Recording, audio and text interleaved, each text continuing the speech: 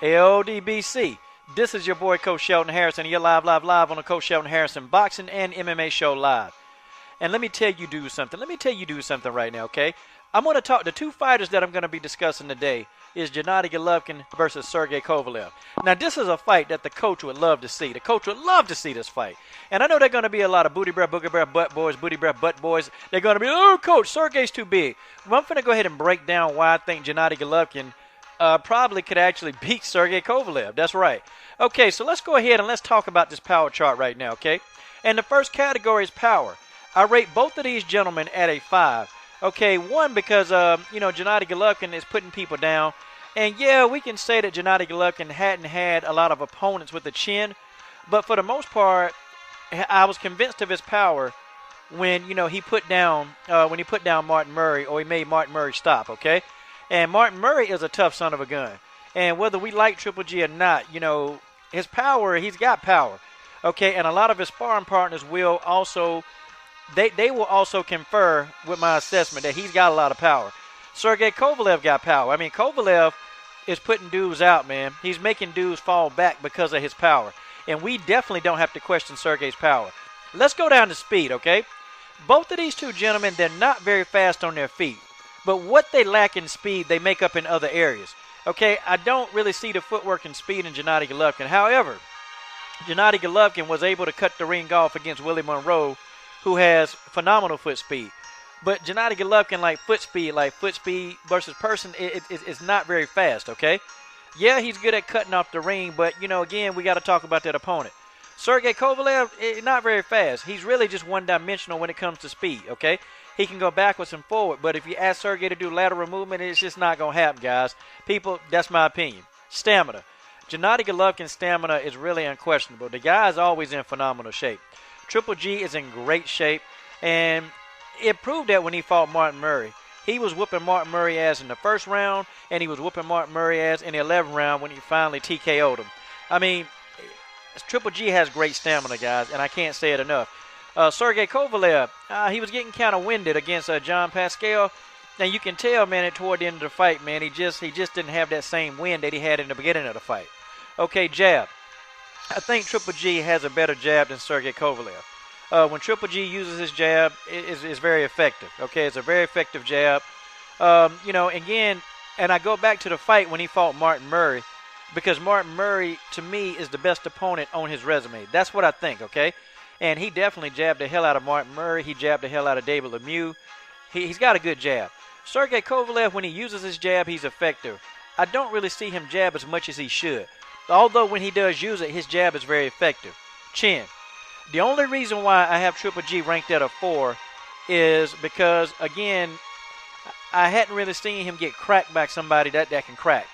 Like David Lemieux probably would have been the hardest puncher that he'd been in the ring with, but David Lemieux didn't get off. So I still give Triple G's chin a 4, and he probably could be a 4 or 5, if he gets cracked.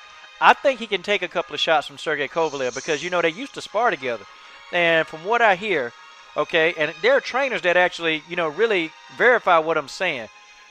They say that Triple G got the best of Sergey Kovalev during sparring, okay? This is what I heard.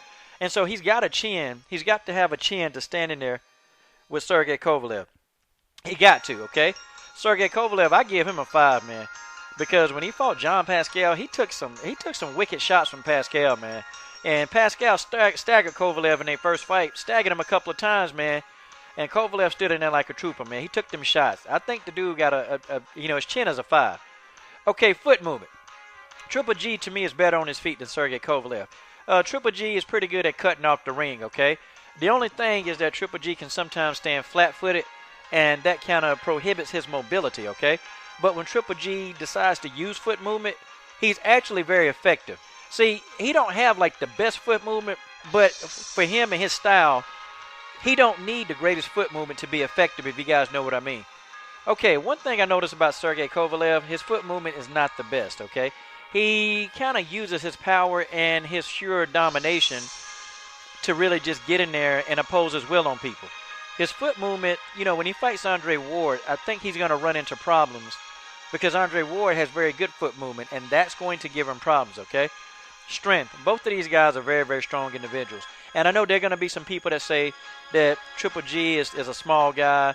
Triple G is very strong, okay? You know, he hit Dominant Wade on the gloves and knocked him down. I mean, that's how strong he is. Sergey Kovalev killed a guy in the ring. Listen, we don't even have to question Sergey's strength. He's very strong. Defense. I think Triple G moves his head a little bit more than Sergey Kovalev do.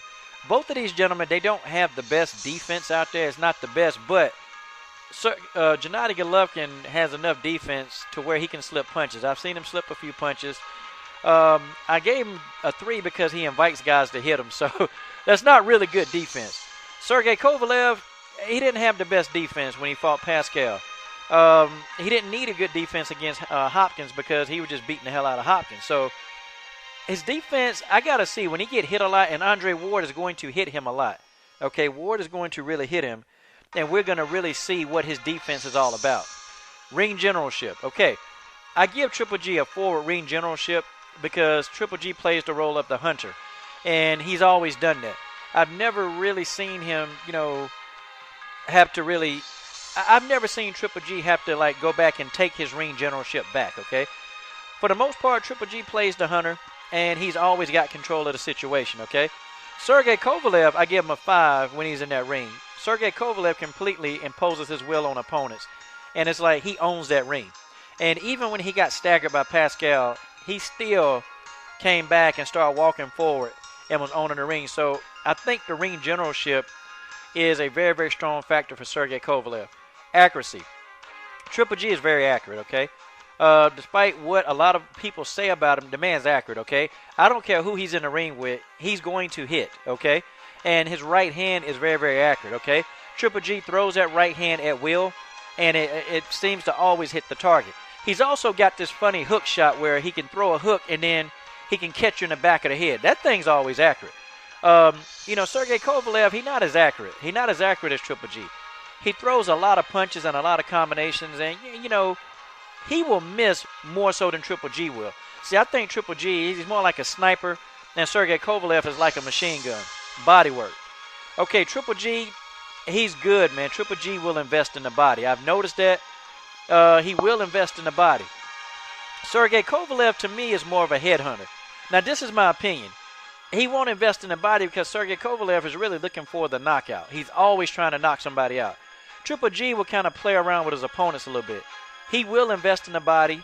He will throw those vicious body shots and put these guys, hold them in their tracks, okay?